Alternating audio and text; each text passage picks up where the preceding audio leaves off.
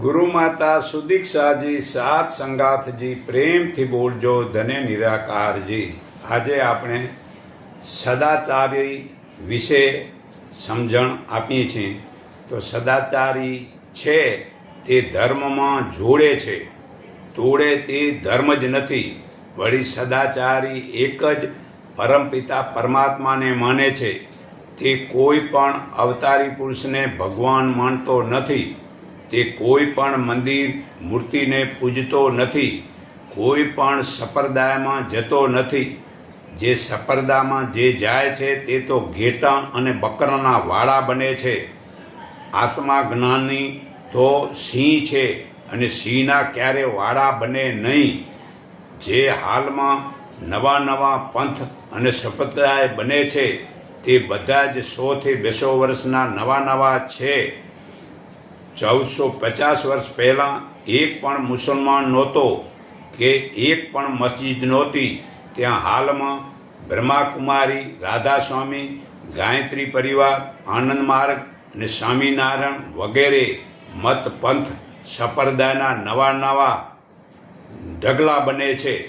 તેમાં વળી સ્વામિનારાયણ સંપ્રદાયવાળા લોકોને સાવ પોતાના વાડામાં બકરા પૂરવા માટે એવું સમજાવે છે કે સ્વામિનારાયણ સર્વથી ઉપર છે। તેથી ભોળા લોકો તે વાડામાં વધારે પૂરાય છે।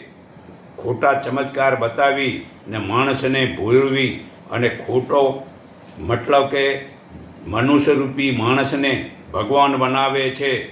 અને તે ભગવાન સ્વામિનારાયણને વળી હનુમાનજી જેવા પગે લાગે, આવું બધું જે બતાવી પોતાના વાડાને મોટો બનાવો અને બીજાને નાના કરવા એ ખરેખર ભૂલ પાત્ર છે।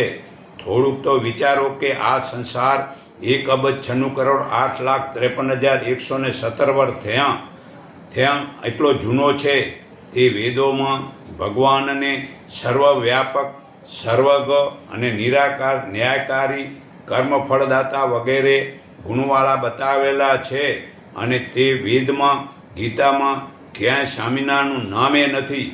અને વેદમાં, ગીતામાં ક્યાંય પણ સ્વામિનારાયણનું નામ જ નથી। તે એક મનુષ્ય છે। તે કોઈ ભગવાન બનવા તે વળી મરી ગયા। અને પરમાત્મા ક્યારેય જન્મતા નથી કે મરતા નથી। જે જન્મે ને મરે તે ભગવાન બને તે ભૂલ છે, અને જન્મે મરે તેને ભગવાન